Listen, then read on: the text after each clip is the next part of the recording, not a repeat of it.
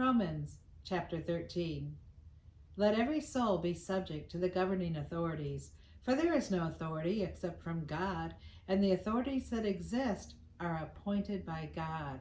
Therefore, whoever resists the authority resists the ordinance of God, and those who resist will bring judgment on themselves.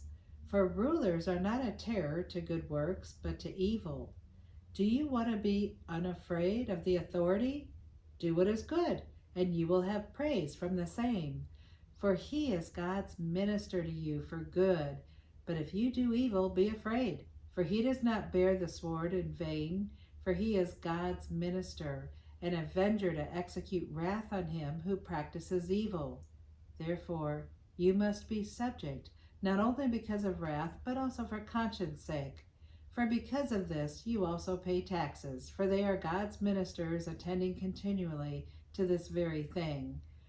Render therefore to all due, taxes to whom taxes are due, customs to whom customs, fear to whom fear, honor to whom honor.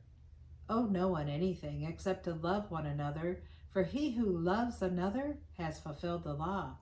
For the commandments, you shall not commit adultery, you shall not murder, you shall not steal, you shall not bear false witness, you shall not covet, and if there is any other commandment, all are summed up in this saying, namely, you shall love your neighbor as yourself.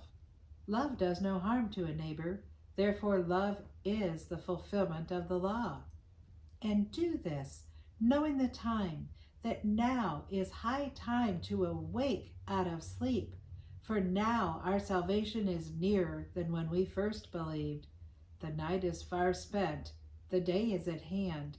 Therefore, let us cast off the works of darkness, and let us put on the armor of light.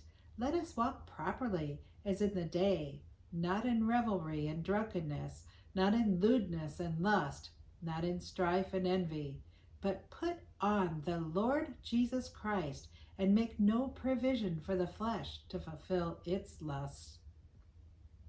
God, thank you for the book of Romans.